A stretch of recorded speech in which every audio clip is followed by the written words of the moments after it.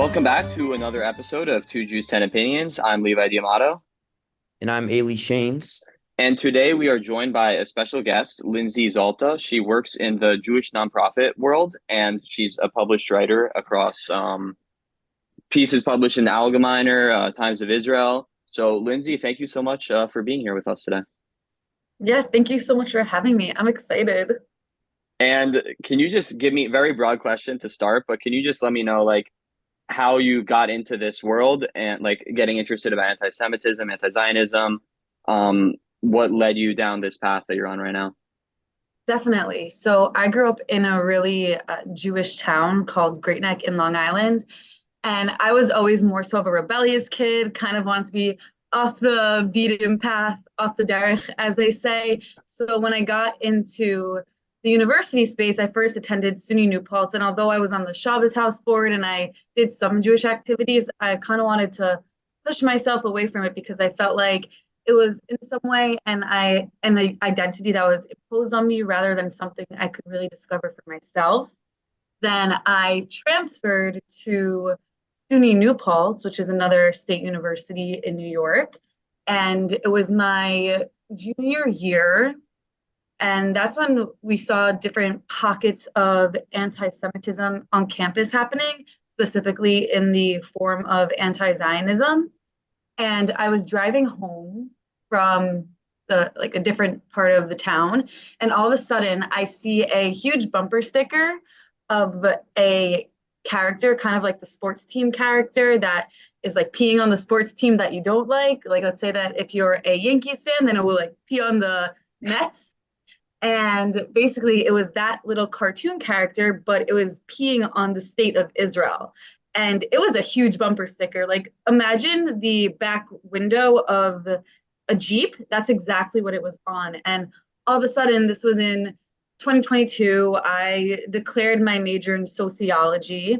And I was like, how could you hate a state so much, especially when I feel like this was maybe either coming from a place of lack of education, some type of narrative, or yeah, like ignorance or just a type of narrative. And I decided that I was gonna dedicate my studies from my junior year in 2020 until my thesis, which I wrote on anti-Zionism in the college campus in 2021, on discovering the reasons why, at least through a sociological standpoint, anti-Semitism occurs, especially in a place that young minds that are meant to develop and have constructive conversations tend to not do so, especially when it comes to the topic of Israel, Zionism, all those different aspects of our current state. So when you wrote this thesis, this was at SUNY New Paltz, you said? Yeah. Um, did you focus on anti-Zionism specifically in this campus or like college campuses all around the country? Yeah, so it was definitely campuses around the country. It was a broader topic, and something that I find so like interesting is when I was doing research on why is there so much anti-Jewish, anti-Israel education being taught in humanities specifically, which is, the branch of study that I was studying in sociology, because that's the typical department it's in.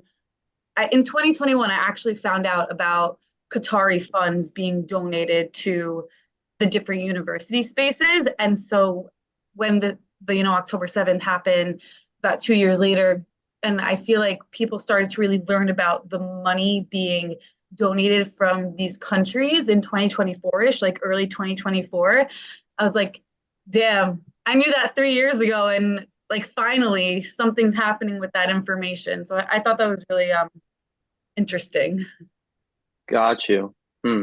So it was because of this that you got into the like Jewish nonprofit space, you think, because of the experiences in college Yeah, definitely. and the Actually, bumper sticker? yeah, and the Yeah. bumper sticker, like really, that was the light switch. It's something Huh. so small as a bumper sticker, and then kind of really reflecting on growing up, hearing the things that my parents, warned me about when you're a Jew in a non-Jewish space, and me not really believing it's true because I grew up in such a bubble My bubble was bursted, like trust me. You know, even when I was in middle school, we had the Westboro Baptist Church come protest outside of my school. So we were let out early, you know, just Jewish things. Still, that didn't even affect me. I just thought it was funny. So this definitely was what inspired me to get into the space. Yeah. Yeah, I think that's like pretty interesting because I also grew up in a very religious Jewish bubble. And we would talk about like Israel in school kind of, but we would never it would never really like affect me at all. But until like I came into college and I saw all this like anti-Israel stuff and especially around October 7th. So I definitely like really like connect with that a lot. Is there any like thing, I know you talked about like the Jeep and like the bumper sticker and stuff like that. But is there anything specifically you learned about the type of people that like, I know you're talking about like young people and stuff like that. Like the type of people that are spreading these kind of things or the type of people who are really connected with these type of anti-Israel ideas that like through your studies that like you've kind of realized? Well, definitely in progressive spaces. And, you know, I really viewed myself as a progressive person. And I do have progressive ideologies, but I think I've kind of distanced myself from the label. It is people who are in progressive spaces. I know that this is like known. Um, it's also cultural. It's super cultural, depending on, you know, where you come from, where your family's from, what your background is. Um, I don't think that it's limited to the like Muslim Arab community, but I know that it does proliferate in that space a lot. And I mean, what's super interesting too, I think, is I had my thesis professor and one of my favorite professors that I had ever, he was Black. And at the end of the day, when I finally submitted my thesis, he told me when he was giving me my score, because he used to do it like face to face and we'd have a conversation afterwards. He literally said, Lindsay, thank you so much. Lindsay, obviously not verbatim, but this did happen. He said, Lindsay, thank you so much for teaching me about your people and your history, because in my entire life, and he was maybe in his mid 30s, I knew nothing about the Jewish people, and I feel like people have it all wrong. So it's like it extends beyond, you know, just one type of community. And I think, you know, stay away from pinpointing one community. You know, I think like it's it's different, definitely different social groups. But I definitely have to say it's people who are more so on the progressive side of things. I think that has to do with, you know, for me, like humanities, the what's being taught in Marxist, the victim complex. I don't know, like if that answers your question, but I think that's what it mainly is. I think that does answer it. I mean, I definitely see it more in the progressive groups and like more of the very far left progressive groups for sure are the ones who are spreading it more loudly, I would say is like a good word to say. But yeah, I mean, but what you're saying, I don't think it's necessarily like just common in the Muslim and Arabic groups.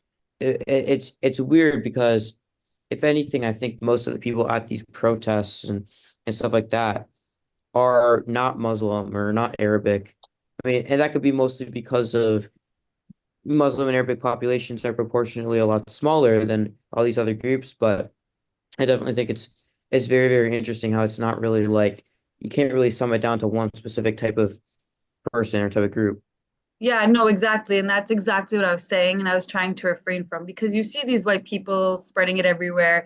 Even like people from Pakistan, you see them spreading this type of information. It's definitely not only in the Muslim and Arab world. Uh, to your point, though, I do think that we kind of like aren't actually being more aware of the type of people that can be attending these types of protests. After the six hostages were murdered by Hamas like 2-ish weeks ago. I live in New York City now, and there was literally on the Sunday, it happened on Saturday. On Sunday, there was a Free Palestine protest. And I actually try to refrain from saying like it's mostly white people, because I don't know if it's just because it's been a year and more people are hopping on the bandwagon or not, but it is diverse. It is a very, very diverse crowd. I mean, yeah, but exactly, like it's not only one social group at all, but I do think there are leaders in this category. No, I agree as well. And I think it's so interesting, like, to think about, but also, like, the thing that I just always am thinking about is, like, how many of these people are actually ideologically, like, motivated, and how much of it is just what you see on social media, and, like, you're not actually that invested in the topic. And what I think is that it just aligns with, like, what your view is supposed to be based on, because it's like, you know how people vote party lines, right? Like, you just circle, circle, circle the ballot. So it's like that with, like, with issues, just any political issue. It's like, where should I be? Oh, I should be on Palestine side. Oh, I should be on Ukraine side. Like, you're just kind of checking the boxes. So I think that's a big problem. And I think also in America, it's very unique because I think Americans don't have the same worldview as people from other countries, and, like, they use, and we can get into the whole thinking that this whole situation is a race situation, the Israel Palestine conflict, because I think so many Americans kind of use that reading of the situation from here in America, because everything here is race, and put that onto the Israel situation. What do you have to say about that, Lindsay? I mean, yeah, I think that's completely accurate. I think that is the American point of view because we do have such deep-seated racism issues in this country. And I think when you are from a group that doesn't necessarily fit in the binary of race-based issues, but see how it can garner a specific narrative, it can actually be really beneficial. And what I see is like when people try to use, the Israel-Palestine conflict as a race-based issue is actually a really deep perversion of a very important history that America needs to learn from, grow from, and fix, and continue to put that energy into, making it, we still have racism, so like a less racist society. But no, I think that's 100%. I really dislike when people try to make it a race issue, especially because Jews are a spectrum of color. You can't be just one type of Jew. I actually had a girl in my sociology major. First, she didn't think I was Jewish because I wasn't a white Jew. My dad's side is from Syria and my mom's side is from Europe. And I definitely adopted more of the Middle Eastern phenotypic traits. So she was confused to why I'm Jewish. Um, so yeah, I think that turning it into a race-based issue is just dangerous and inaccurate. But it's the easiest thing to digest for Americans. Okay, I want to start talking about what's going on, because there's so much weird things going on social media that I've been seeing lately. I know I told you about the Tuck. I was, when we were texting, DMing before the having this, I was talking to you about the Tucker Carlson interview with this historian, which got like millions of views on Twitter. So let's talk about horseshoe theory, and also let's talk about what you were saying before we started recording about your new theory, which we'll unveil at the end of this discussion. But basically, if any of the listeners don't know about horseshoe theory, it's if you imagine a horseshoe in your mind. I'm drawing it out, but you can't see me. But basically, the two ends at the end of the horseshoe, they meet each other. So basically, the left and the right align on a lot of issues. Unfortunately, lately, anti-Semitism is a big issue that the far left and the far right both align on. So, what is going on here? And can you talk to me about, from the sociological point of view, what do you think is really going on here? That is a good question. That's a hard question. But first, I just want to declare, disclose, whatever the correct term might be in this capacity. I am someone who I wouldn't consider myself a professional, Okay, but yeah. I would consider myself someone who likes to theorize and likes to ponder on what's going on in society and what I'm viewing. And also, I do have a background in sociology from my undergrad, and I read a lot about social issues and I follow along. So I just want to put that out there. So, No, whatever. no, it's not. I didn't mean to put so much. I'll ask Ailee. I'll ask Ailee after you. No, I just want like the world to know I'm not claiming I'm a professional because I feel like a lot of people do that these days.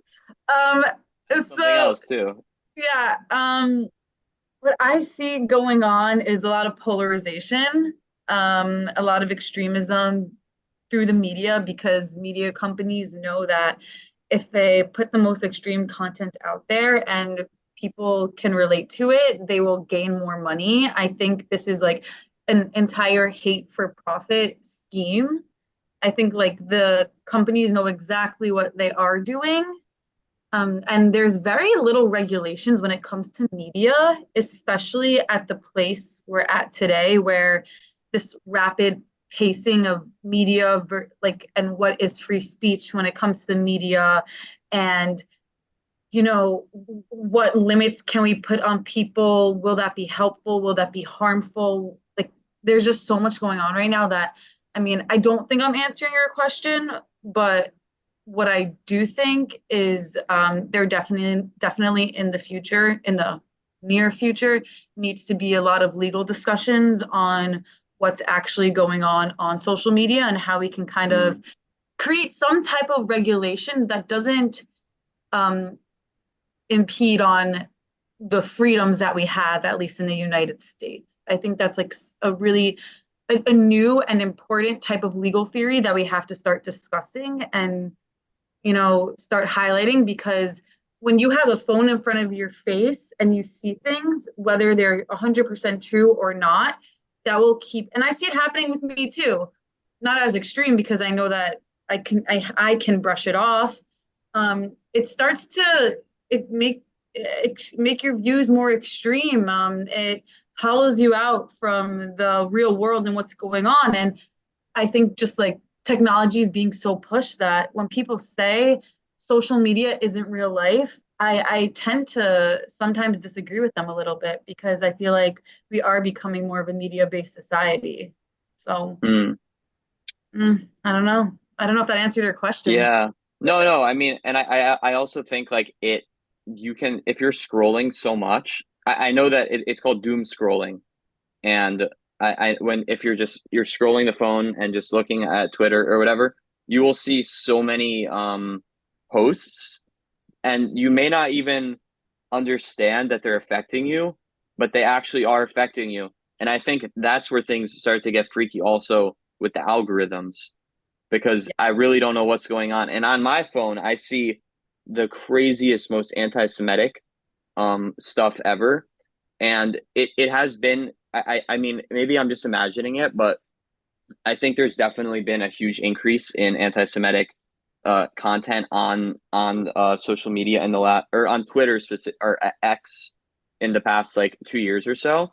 And I'm not saying that that's all because of like the change in ownership to Elon Musk, because also we had October 7, which led to the biggest outburst of anti-Semitism that we've seen in so long. But I think there definitely needs to be a conversation about what, like you said, legal things. But then you get into that because in Europe, like the Holocaust, you can't talk about, like you go to jail if you're like a Holocaust denier, and I think that ends up creating more problems as well, right? Because then you have the people saying, well, we can talk about anything except this. Like, why Do can't we talk? Right? Yeah. Why can't we talk about this? So I think there's just so many problems when this comes up. Ailee, what do you think? Yeah, I mean, I was gonna say that, and you were talking about Instagram. I was gonna say, yeah, like if Instagram is that bad, I think like Twitter or X is like Oh, amplified. I was talking about X. Yeah, no, Yeah, I yeah. mean, well, I mean, you were talking about like the doom scrolling, and then Oh, I got a lot more involved on Twitter now, not like posting stuff necessarily, but like just kind of seeing what's going on because I kind of took a break for a little bit, and I'm like, oh my God, the stuff on yeah. here, like, no, it's just insane from both sides. I mean, like from from videos and people trying to prove that in Springfield, Ohio, that people are actually eating cats and dogs to like on the other side, Israel's doing this and the other, and it's just like it's actually insane. I wanted to ask though, I mean, and on whether this is on social media and then and not on social media, but I wanted to talk about how if tokenism is helping with this horseshoe theory and developing these extremes on the both sides, because I feel like there's token Jews on the left who Jewish Voices for Peace, and Not in Our Name, who are part of these protests and who are spreading these things on social media. And then you do have those tokenism and token Jews like on the right as well, who are enabling people who helped enable people like Candace Owens, and Tucker Carlson and all these other things. I mean, how much of an effect does that have on this radicalization and on both sides for this horseshoe theory? Yeah, I mean, I think you bring up an incredible point. And what I think that is, it's kind of like an ingredients list, and it's one of the elements of the ingredients that help polarization proliferate. That's how I see it. I think that's like, I have nothing else more to say on it because I think you encapsulated it perfectly. But yeah, that's a really good point. But why do you think that is that we have these kind of quote unquote token Jews? I mean, what attitudes are coming up where, because I had a roommate in sophomore year who's the president of JVP at the University of Florida. He came from a modern Orthodox Jewish background. Why is this happening? For me, I think that it has to do with resentment. Like maybe they had something happen to them in the past in their modern Orthodox community that now this is kind of how they are moving forward. And, this is how they're grappling with the situation that has whatever could have happened in the past. It's a type of resentment. I think also groupthink and having a sense of belonging. It's so trendy to be anti-Israel right now that like I actually one of my housemates when I was in New Paltz, she knows nothing about Israel. All she knows is propaganda that was fed to her. She's also not Jewish. Anytime I would talk about Israel in our house, she would become hostile.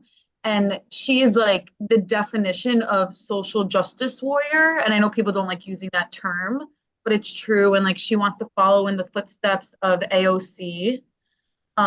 She wore keffiyeh to her master's graduation. This like women aren't supposed to wear keffiyehs in the first place. Doesn't matter what your background is. Um, so I just think it has really, for me at least, I don't think this is the answer, but I definitely think it has to do with psychologically, like something that might have happened to you in the past, and this is how you can escape from it.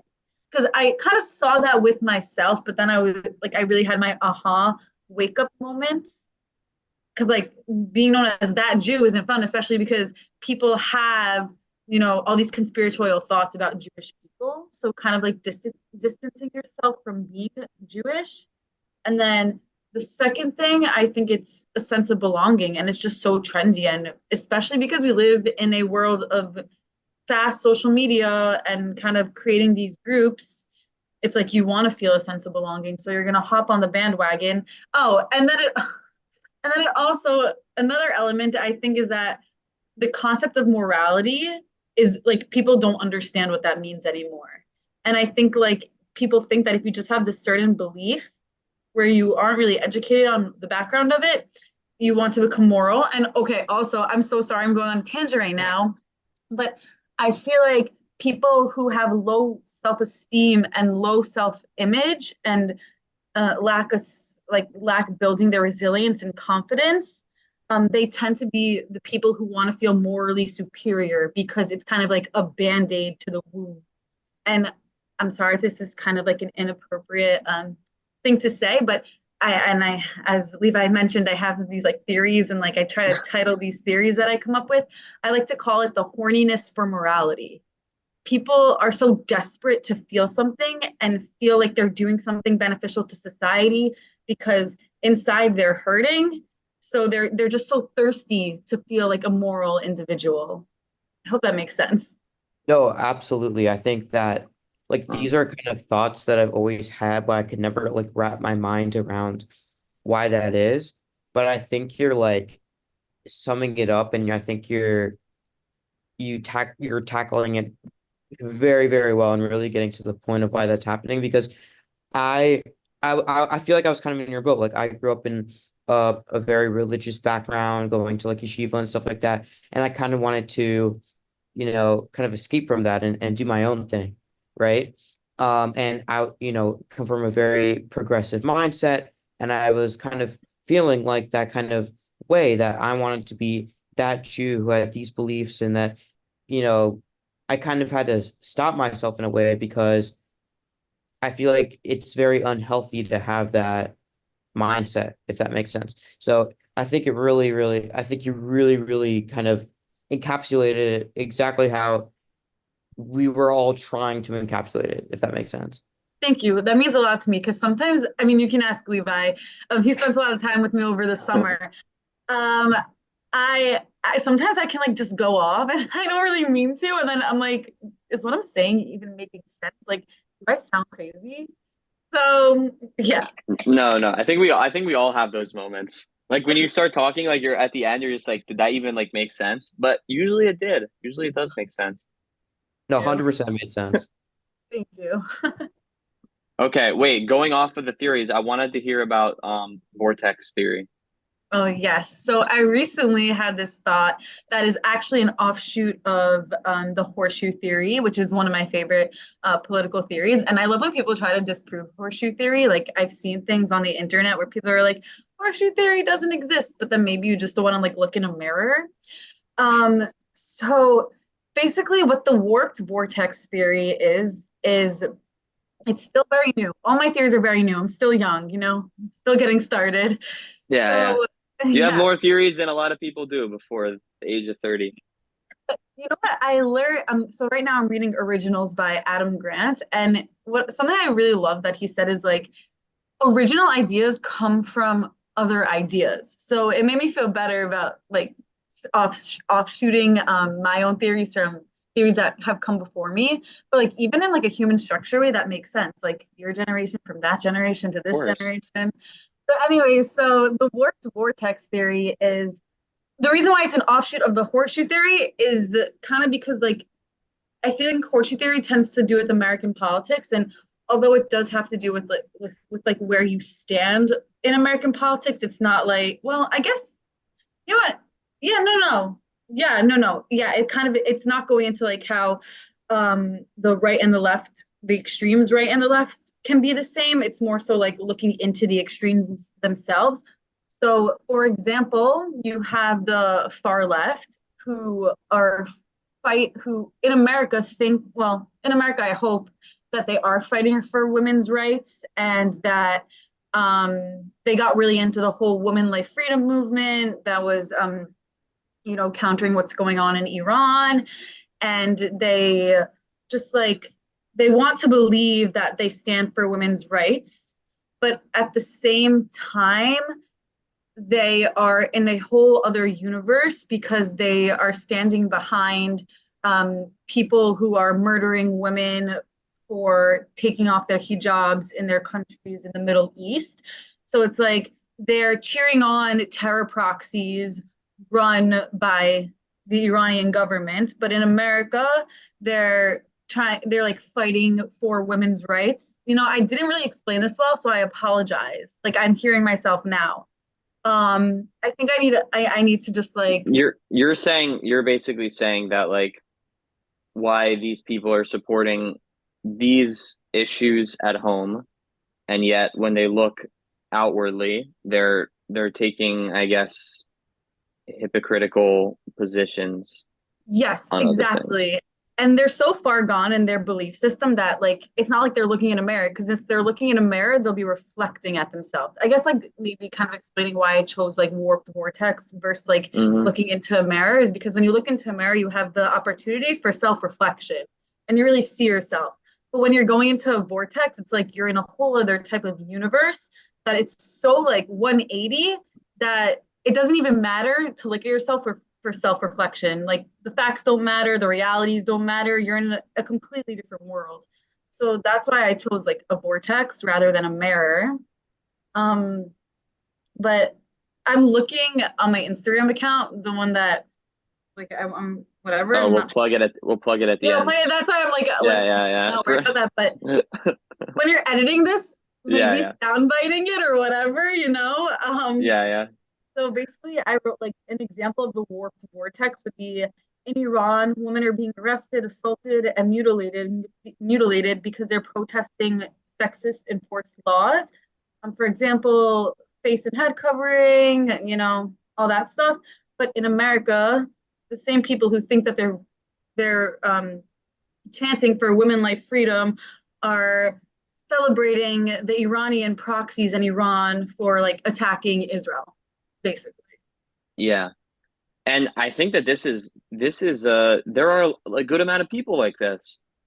I not here. So, it's something that was interesting to me because here in the University of Florida, we don't really have we have these protests. And Ailee, by the way, you feel free to disagree with me, but we had kind of a small, I'd say, group of protesters, anti-Israel protesters, and it's mainly like coming from like DSA, Democratic Socialists of America. We do have an SJP here as well, and we had the encampment, but the people in the encampment didn't seem to me, at least, that um ideological, or that like it more seemed like we're kind of saying, where they were just kind of checking all the boxes. In New York, though, the some of the protests I saw in New York, like I was just walking on the street and I saw like them with the red triangle, which is like a pro Hamas flag, and a Hezbollah flag. Like this is what I saw in my own experiences. So that really changed my perspective on the matter. Like just to see this in person was crazy to see, honestly, from the summer. New York is crazy. I think Yeah. um I think diversity is so important, but the more diverse a place is, the more anti-Semitism definitely fosters. That's honestly what I've seen. Mm, But well, listen, I'm when you pro diversity. Like maybe we should do yeah. something about education. Yeah, well, I think education is the big thing. I mean, if you look at France, and also the way that you are incorporating immigrants, and like as far as like allowing them into your culture, because I think you have a very different situation in France, where it's like you're allowing a lot of immigration, but you're not really incorporating them into the French country, and they're just kind of being separate. They're kind of living in a different world than some other people. I see are you disagreeing with me? Me? Yeah. No, no, like I'm agreeing, like I'm shaking my head. Oh, got you. It makes me think of like how we actually need to have these tough conversations that no one wants to have because the fear of being labeled, especially in this society. Like, I mean, like, yeah, I think that this is just like the tip of an iceberg to a lot of different things that we do need to talk about, but we're scared to talk about. But I agree. I think also what you just said, also, sorry to jump around. This reminds me of something, a tactic that's used a lot by the anti-Israel movement, which is to basically instantly eliminate someone from engaging with them based on a term. So like it doesn't matter. So any Zionist is not, I don't talk to Zionists, right? Or like I don't talk to pro like genocide people. So it's like, to me, if I'm going to speak to one of these people and they say I don't talk to Zionists, it's like me, I, and Itamar Ben Gvir to them are the same person. Like there's any of us are instantly eliminated from the conversation. And I think that this actually comes from social media polarization. Like, I Yeah. really do. I really do. I believe our brains are being altered. Yeah. Yeah. No, I agree. Ailee, what do you think about all this? We're kind of jumping around a lot. Yeah, I know. I'm trying to like wrap my head around like, Follow. what topic are we sticking on? But um I mean, what you were saying, Levi, about like here, I mean, yeah, like I feel like our protests here were definitely, smaller than the average around the country. I think it was still pretty substantial. I think what really surprises me is just how consistent and how both consistent and how much like um energy these people have for this, like this anti-Israel cause. They don't stop. Like it's never like okay, like it happens like for a few months and then eventually like it dies down. Like it never dies down. Like it's so consistent. If you compare that to like the Black Lives Matter movement back in like 2020 after George Floyd was killed, you had these Black Lives Matter protests for a couple months, but then eventually like it just kind of stopped, right? But this never stops. And it's just like it's so maybe it's because it's more of like a younger movement. I think younger people are more like connected to this. But like I'm just so curious why that's the case that like it just never stops. Well, it's interesting you say that because at the end of the day, for me, what I think anti-Semitism is based upon is principles of conspiracy.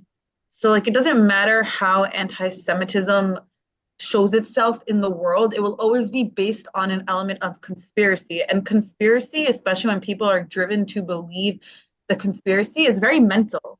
And I think that's why it it doesn't die down because it's like eating at people's brain. There's this conspiracy that's going on. Mm. So that's my take on it.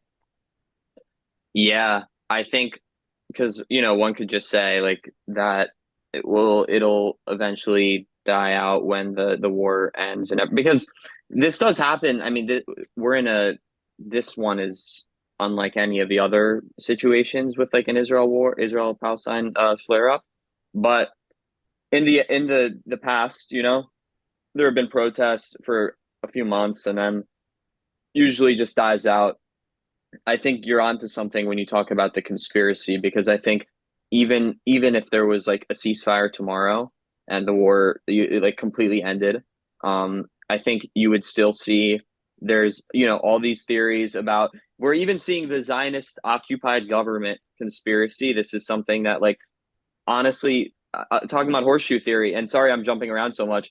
This started on the right years ago, and is now really predominantly it's being used by both the far left and the far right when you're talking about APAC and like that Israel is basically controlling our country. I think these are conspiracies that are going to continue to fuel these protests, even if the war in Israel and Gaza would stop tomorrow. That's just what I think. We'll I have to agree. see. Yeah. We'll have to see. I don't know. Hopefully, Yeah. this war will end sooner than Yeah. later. Yeah. Yeah, Hopefully. Hopefully. absolutely. I mean, like Uh, going back to like social media though, because I feel like obviously social media is such a spreader of this and why this ideology is spreading so much. What do you think is like the answer to controlling social media? Because it's especially in America, it's so hard to do that because you have First Amendment rights and there's going to be so much pushback, especially. I mean, this is like a topic that I discuss, and I'm sure Levi, you discuss a lot in our graduate level classes when we talk about like mm, theory and we talk about like communication and technology and media.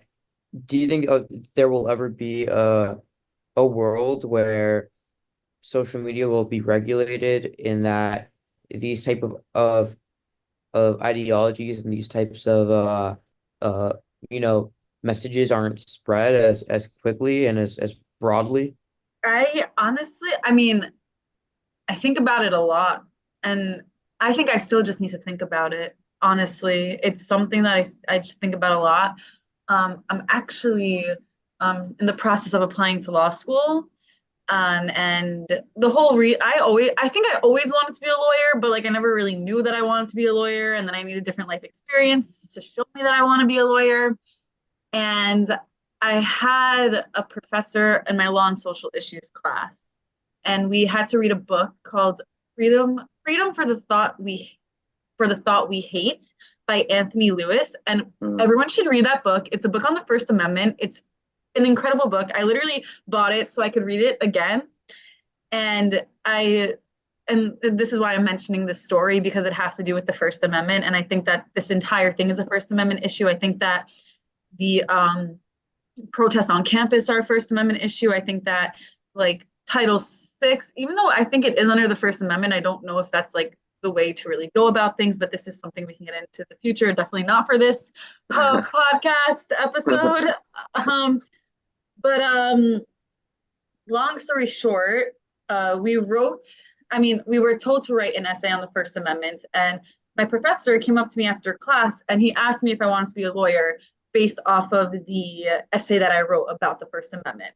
So my 2 cents into this question is basically it's going to be something that I ponder about a lot. Unpopular laws aren't always the best thing. I think regulations can be a very beneficial asset, but how those regulations are carried out is what's the most important, in my opinion. So yeah, I think this will be a very big law and social issue topic as we continue to have social media as an extension of our lives. I hope that answered your question in some capacity. Yeah, 100%. Is Okay. do you want to focus on these topics when you go to law school? I think so. Like, I've spoken to people in law school, and every time I'm like, oh, I'm really interested in constitutional law, they like look at me like I have like 3 heads. But I am. I'm actually really Why excited do for that they class look at you like you have 3 heads?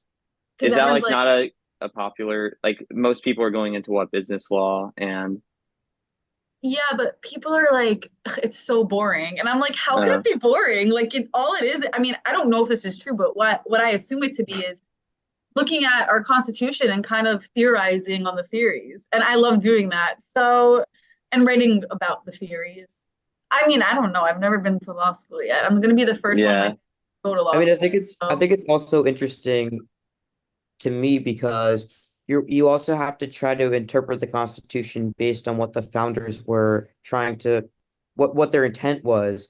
Um, yeah, I think it's just so interesting how the interpretation of the Constitution has changed over time because we weren't there and there's so much like context involved in the making of it and so much arguments and so much like just struggle with it that it's so I think it's super interesting, especially like I think there's a lot of applications for doing constitutional law. There's First Amendment law, like we could get into media law.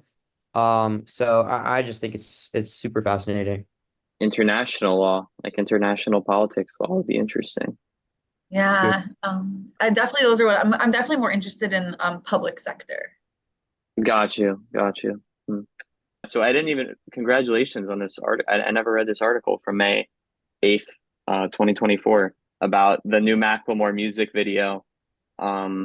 So tell me about your reaction to that led you to to write this opinion article in the Allgemeiner. Yeah, so basically, first, thank you to Allgemeiner for being so open to publishing my articles. I appreciate that greatly. Second, um, I was actually about like 12 in the morning when I saw this music video come out on Instagram. And I was just like, I felt like a fire inside of me. And usually when I write pieces that end up getting published, it's always within like a span of me writing it in about 3 hours because I'm just like, no, no, no, like this cannot proliferate. Like we actually need to do something about it. So I think it was around like 12 a.m. when I saw Macklemore's video come out, the Heinz Hall video. And it was just like filled with anti-Semitic propaganda and just like lies about the Israel Hamas war. And it actually like I think fueled a lot of anti-Semitism a few days later. And I kind of just watched the video. It was really mentally draining. And I was picking out the different elements of anti-Semitism or inversion. And I kind of just wrote my piece about that. And luckily it got picked up. I do have good news about this though. So basically the person who broke into I'm pretty sure it was called Hamilton Hall, like the actual. Yeah, yeah. So yeah, Heinz Hall is basically it was named after this like occurrence with like I think like a child Yeah, and yeah. yeah, so but anyways, it's Hamilton Hall. The person who actually broke into Hamilton Hall was not a student at Columbia, and I actually learned recently that they were indicted and criminally charged for breaking into the hall. So that's some good news. Oh, I did Like they not weren't know even the that. Yeah. student on Columbia's campus. Yeah, but yeah, Yeah, I also saw the video. And well, first of all, the first thing that came to my mind was obviously the Macklemore caricature of the Orthodox Jew. Ailee, do you know anything about Macklemore or Yeah, anything? I used to love Macklemore until this Did happened. did you like thrift shop? Thrift shop, downtown. Downtown, I think is my favorite. It's about some guy getting a moped. And Well, I he thought it also was had the song about the gay okay. rights. Yeah, I like I always have been someone who like LGBTQ rights like forever. yeah. Um, and long story short, when I was in ninth grade, I was in AP art and I made a like a word graphic using the lyrics from Same Love. Okay. And then like fast forward to 7 years later, I don't know, maybe Uh, 7 years later. And wow, more than 7 years later.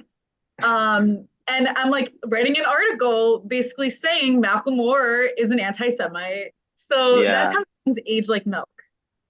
yeah. yeah, Yeah. yeah. That was a beautiful song. I mean, and yeah, like Macklemore.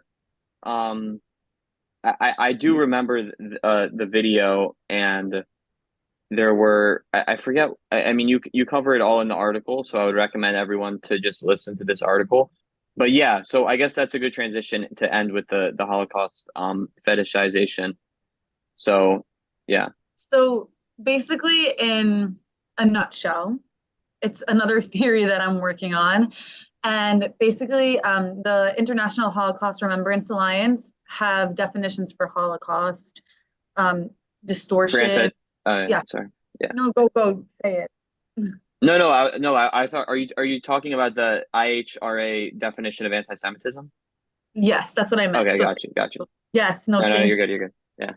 And yes, they have definitions for anti-Semitism, and then they categorize the definitions into two groups basically, called distortion and denialism. And so I'm very interested in the distortion element because I feel like that's mainly what happens. Well, no, it happens on both the right and the left, but with the rhetoric that the far left tends to uh, spew, it tends to go more into distortion. And I feel like when it comes to denial, it's more, even though it does happen on the left, it definitely is something that the far right holds to their chest. So when it comes to denial, I mean, no, I'm so sorry. When it comes to distortion, Yeah, there's two branches of distortion. One is trivialization, which is basically numbing down the elements of the Holocaust. So, for example, when AOC said that the detention centers on the border of the U.S. are like concentration camps from the Nazis, it was nothing like that. As awful as they are and were, like yeah. it's incomparable. And then on the other side of distortion, it's trivialization and inversion, which is basically saying that Israel are the Nazis and Israel does what the Nazis did to the Jews, but to Palestinians. So what I gathered after seeing this AI image of Anne Frank, if she was a Gazan citizen during this time period, what she would look like is that together, if you combine trivialization with inversion, you get this type of fetishization. And where this fetishization comes from is the emotional elements of what you hear when you speak about the Holocaust or when people speak about the Holocaust and the treatment of the Jews during that time period, because I think across the West, in some capacity, the Holocaust is taught, and it's just like a really icky time period. And there's a bunch of like emotions that are involved within learning about the Holocaust. So I think a way that anti-Israel individuals try to sway people to either, fall within their thought camp or try to garner some type of emotion through propaganda is specifically using Anne Frank as the caricature of all, and just like make like the fact that people feel like they could make Anne Frank a Gazan civilian and people are like sharing that graphic is a little crazy to me. And I think it's like an obsession, which is the original term of fetish. There was not really a sexual connotation to it until later times in when the word evolved. So it's just like a complete obsession in using Holocaust imagery. And that's why I call it fetishizing the Holocaust, because inversion is not really an obsession and trivialization isn't really an obsession. But when you bring them together, it becomes an obsession. No, So yeah, and then you also talk about the charges of genocide, which was a definition that was formed by in the aftermath of the Holocaust by a Polish Jewish lawyer, right? He was a yeah, Jewish yeah. lawyer. And it's interesting, by the way, you quote actually my boss in this article that you wrote in the Times of Israel, Dr. Norman Goda. He's That's, at the UF Jewish Studies department. Yeah. that's so So funny. yeah, so that was pretty cool. But basically saying what you just said, like drawing the comparison of genocide encourages Holocaust inversion. I agree. I think it's kind of cheapening, and I think it's also very unfortunate because, like you said about the AOC talking about the border situation, it's like you have such a sad situation, and then you'll just be like, it's similar to that, and it's like then you focus on saying no, like don't compare anything to the Holocaust, but this is a bad thing, but like it just becomes frustrating. You know what I'm saying? Like it becomes frustrating because you're like, no, like this is really upsetting and bad, but it's just like you can see why it's upsetting that you make these comparisons. And like people see the photos in their history books of Jews in the concentration camps, and that's what will come to your mind based off of framing, but Right, it's right. not the reality. So Yeah. yeah. Wow. This was good. Ailee, do you have any final Yeah, I mean, I'm remarks? just curious because, like, I feel like history is at our disposal so that we could learn from it, and I feel like people just learn generally through comparison. So, is there a healthy Mhm. comparison? It's like a really good point. It's a great point. Um, is there a healthy comparison? For what? For the Israel Well, Gaza. is there a healthy use of comparison when comparing things to the Holocaust? Well, I think oh, it's a question for Lindsay, but No. while you're thinking, I'll just say that I think sometimes I compare like the Jewish population in Germany in like 19 right before the Holocaust was like I don't know the exact numbers, but like tiny percentage, right? Like 0.2%. And yet there was these theories pushed that they were uh taking that they were in charge of everything, right? Like they were the puppet masters, the stab in the back myth that they started World War that they were responsible for Germany losing World War One. But something I've thought interesting is actually like kind of some of the rhetoric around transgender people in the United States in terms of like how they're indoctrinating and basically overrepresenting what they're because they're a tiny population in the United States and kind of like I've made that comparison in the past, but I think that's more comparing like ideologies and not like actual like horrific so that's my answer basically, if that makes sense. Okay. What do you Well, think? I think it makes sense, but healthy comparison, that's like truly like I think a way to a healthy comparison to the Holocaust would kind of be like looking at Hitler's inspiration from American racism Right. and comparing his policies to like what America's policies were. Like I think that makes sense. I think when a comparison is hyperbolized, maybe that's when it becomes dangerous because like there is no comparison, at least in my opinion, that the camps on the like US border, although terrible, is comparable to the concentration camps. Like those are two completely different stories. I really think that it was a use of rhetoric to Mhm. garner an emotion, which is a fetishization. Ah, Like, yeah, I guess that kind of kind of brings yeah. it all together. Oh, Yeah. yeah. No, it does. It does. All right, we'll wrap up because then we if not, then we will just go like forever, I feel like. I'm Wait, so sorry what if do I you No, mean? like. this is so That was a good episode, wasn't it? yeah. I thought so. As an unbiased No, host of this the is show. no, this is like my first time doing anything like this. Uh, So like I really appreciate it. I remember when Levi approached me, I was just like so honored and I still am. yeah, I know. Every time that we've tried to schedule it, you're like, I'm so honored, and I'm like, oh, thank you so much. Lindsay, though, be prepared because once you get your law degree and once you become an expert, media organizations are going to be coming to you left and right. Trust me. Uh, no, I hope so. It was so nice to meet you, Ailee. Hopefully I get to meet you one time in person Yeah, or for sure. more times in person. But it was a pleasure. And listen, I hope they come to me. I think once you become a lawyer, then when on this show, once we go big on this show and we're on TV and everything, we'll be like, and now let's go to the legal. Like it'll be like triple box to the legal expert. No, and like, listen, I'm somebody who believes giving credit where credit's due. And if I ever have to make some type of speech, I will make sure to mention you guys. Thank you, thank you. You What does so your much. shirt say, by the way? It says It support. says support Jewish artists by the Jewish art collective Chavura. Amazing.